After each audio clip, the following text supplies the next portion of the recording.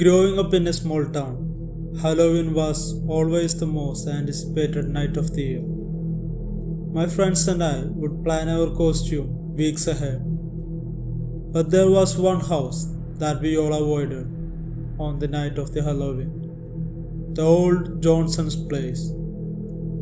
It had been abandoned for years, and the stories surrounding it were chilling and terrifying. One Halloween night, my friends dared me to go trick or treat there. I hesitated at first, but couldn't back down. We gathered at the edge of the property, our costumes shimmering in the moonlight. The house loomed before us, its broken windows resembling empty ices staring back at us. With a deep breath, I approached the door, my heart raised as I knocked on the door. To my surprise, the door cracked open on its own. The interior was dark, cobwebs hanging from the ceiling like ghostly curtains. The air was thick with dust, and I called out, "Trick or treat." My voice echoed, swallowed by the silence in the house. Suddenly, I heard a soft whisper, almost like someone was behind me. I spun around quickly, but no one was there. Panic surged through me. I turned back to leave, but the door slammed shut. I was trapped inside the house. I could hear faint giggles echoing in the shadows, and a chill ran down my spine. Just then, I noticed a flickering light in another room. Gathering my courage, I moved towards it. As I entered, I found a group of kids dressed in costumes, sitting in a circle. They looked just as surprised as I was. "We thought we were only ones here," one of them said. It turned out they had dared each other to enter the house as well. We huddled together, comforted by the company. Suddenly, the whispers returned, more insistent this time. Feeling bold, I said loudly, "Who's there? Show yourself." To our astonishment, a figure emerged from the shadows.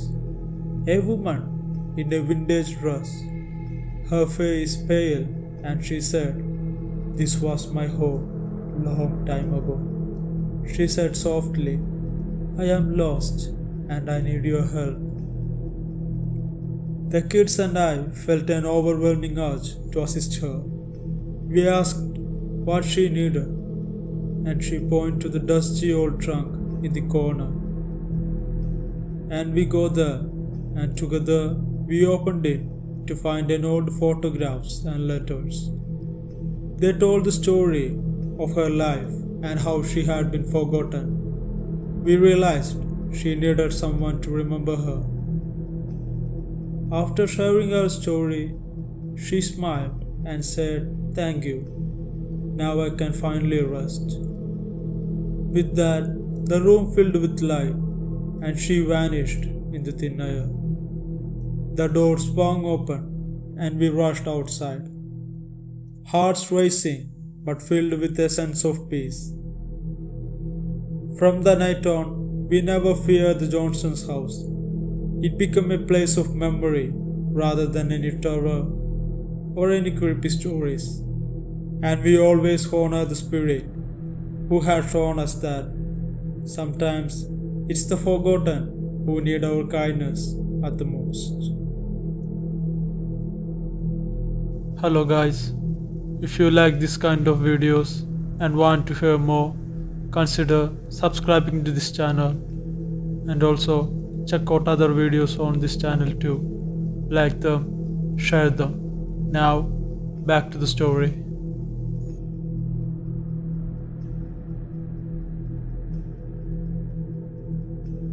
It was a Halloween night, and my friends and I were buzzing with excitement. We decided to host a costume party at my house, each of us bringing something special to the table. I chose to dress as a witch, complete with a long black dress and a pointed hat. But there was one catch. I had recently inherited an old, ornate cauldron from my grandmother, and I thought it would be the perfect centerpiece for my spooky gathering. As the night progressed, the laughter filled the air, and we told each other ghost stories while enjoying the candy and punch. I decided to use the cauldron to brew a special punch.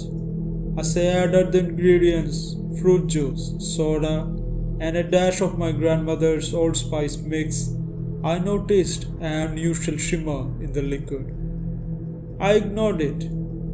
I served the punch to my friends, but after a few sips, my friends began acting strangely. One of my friends, we can call him Jake, claimed he could see spirits hovering around the house, while another, Sarah, insists the walls were whispering secret to her, but only she can hear it.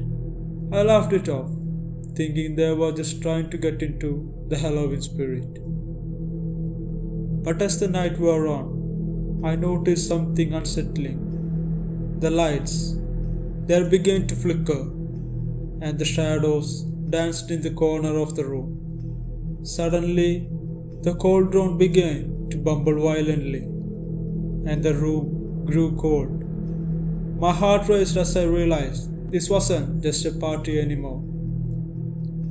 I quickly gathered my friends and suggested we go outside. As we stepped into my yard, we saw a figure standing in the moonlight. It was an old woman. Her face, gown, and her eyes were dark.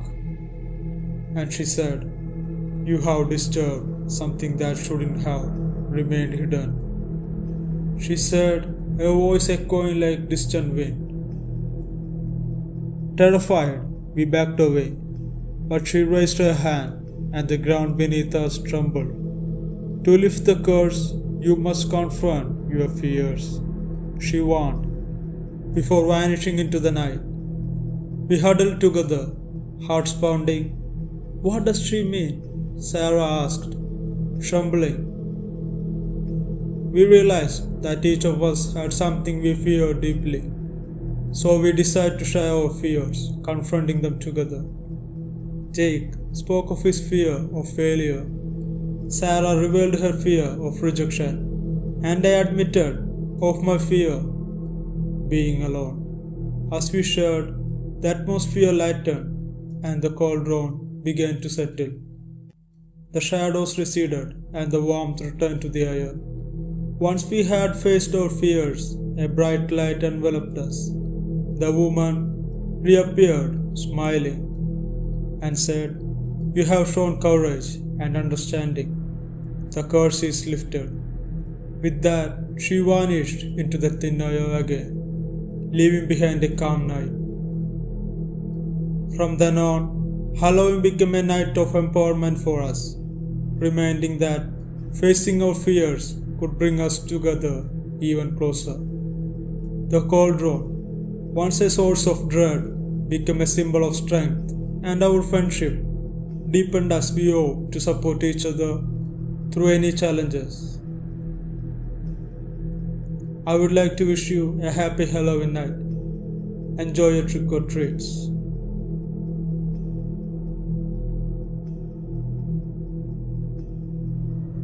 Hope you guys like this video.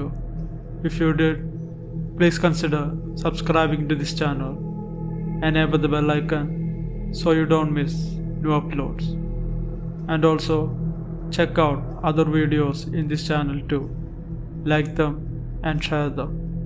And if you have any suggestions or any improvements I need to make in this channel, please post them in the comment section. Till next time, this is Malayali Vindigo. Bye.